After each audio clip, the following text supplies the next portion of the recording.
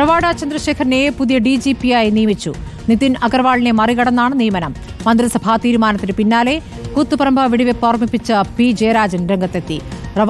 റവാഡയുടേത് രാഷ്ട്രീയ നിയമനമല്ല, ഭരണപരമായ കാരണം വിശദീകരിക്കേണ്ടത് സർക്കാരാണെന്നും ജയരാജൻ വ്യക്തമാക്കി. കൂത്തുപറമ്പ് കേസിൽ റവാഡയെ കോടതി ഒഴിവാക്കിയെന്ന് സംസ്ഥാന സെക്രട്ടറി MV ഗോവിന്ദൻ പ്രതികരിച്ചു.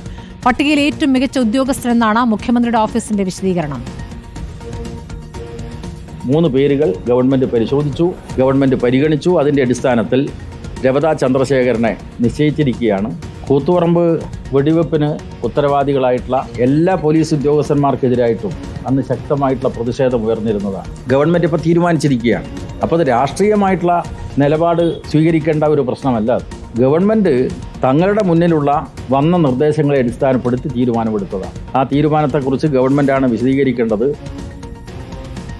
ഗവൺമെൻറ് തീരുമാനത്തിൻ്റെ ഒപ്പം നിൽക്കുക എല്ലാവരും നോക്കാം. പാർട്ടിക്ക് പറയുന്ന തീരുമാനമുള്ളത് അല്ലെങ്കിൽ തീരുമാനം ആ രീതിയിൽ എടുക്കുന്ന എന്തെങ്കിലും വ്യതിരിക്തത വേണം. ഒരു വ്യതിരിക്തതയുമില്ല. കോടതിയിൽ നിന്ന് ഒരു ഘട്ടം കഴിഞ്ഞപ്പോൾ ഇദ്ദേഹത്തെ ഒഴിവാക്കുക ചെയ്ത കോടതി. ഏറ്റവും പ്രധാനപ്പെട്ട ഡിസ്ട്രിക്ട് ജഡ്ജി തന്നെ അന്വേഷിച്ച അന്വേഷണ കമ്മീഷൻ റിപ്പോർട്ടിൻ്റെ ഭാഗമായിട്ട് അദ്ദേഹത്തിനെ ഒഴിവാക്കുന്ന നിലയാണ് യഥാർത്ഥത്തിൽ സ്വീകരിച്ചത്. റോഷിബാലിന്റെ വിവരങ്ങളുമായി. റോഷിബാൽ, ഇപ്പോൾ റവാഡയുടെ നിയമനത്തെ വിവാദമാക്കുന്നതും പാർട്ടിയാണ്, വിവാദം തണുപ്പിക്കാനുള്ള ശ്രമം നടത്തുന്നതും പാർട്ടിയാണ്. എന്താണ് ഇപ്പോൾ ഇതിൽ വിവിധ നേതാക്കളുടെ വ്യത്യസ്ത പ്രതികരണം? സ്മൃതി, സംസ്ഥാന പോലീസ് മേധാവിയായി റവാഡ ചന്ദ്രശേഖരനെ നിയമിക്കുമ്പോൾ അത് വിവാദത്തിന് തിരികൊളുത്തുന്നത് കണ്ണൂരിലെ CPM-ന്റെ മുതിർന്ന നേതാവ് P. ജയരാജൻ തന്നെയാണ്. പക്ഷേ സർക്കാർ ഇതിൽ നൽകുന്ന വിശദീകരണം UPSC തെരഞ്ഞെടുത്ത ചുരുക്കപ്പട്ടികയിലെ 3 ഉദ്യോഗസ്ഥന്മാരിൽ ഏറ്റവും മികച്ചത് റവാഡ ചന്ദ്രശേഖർ. അതുകൊണ്ടാണ് റവാഡ ചന്ദ്രശേഖരനെ സംസ്ഥാന പോലീസ് മേധാവിയായി തിരഞ്ഞെടുത്തത്.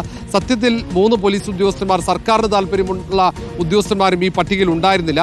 നേരത്തെ സാധ്യതാ പട്ടികയിൽ സർക്കാരിന് താല്പര്യമുള്ള ഉദ്യോഗസ്ഥന്മാരുണ്ടായിരുന്നു. പക്ഷേ UPSC അത് ചുരുക്കപ്പട്ടികയായി അയക്കുമ്പോൾ ആ 3 പേരിൽ ആരോടും സർക്കാരിന് താല്പര്യമുണ്ടായിരുന്നില്ല എന്നാണ് അറിയാൻ കഴിയുന്നത്. അതിൽ യോഗേഷ് ഗുപ്ത സർക്കാരുമായി നേരിട്ട് തർക്കത്തിലാണ്. അതുകൊണ്ട് യോഗേഷ് ഗുപ്തയെ ഒഴിവാക്കിക്കൊണ്ട് റവാഡ അല്ലെങ്കിൽ നിതിൻ അഗർവാൾ, ഈ രണ്ടിൽ ഒരാൾ DGP ആകും, സംസ്ഥാന പോലീസ് മേധാവി എന്ന് ഏതാണ്ട് അഭ്യൂഹമുണ്ടായിരുന്നു. ഒടുവിൽ റവാഡ ചന്ദ്രശേഖരിൽ എത്താൻ പ്രധാനപ്പെട്ട കാരണവും ഇതുതന്നെയാണ്.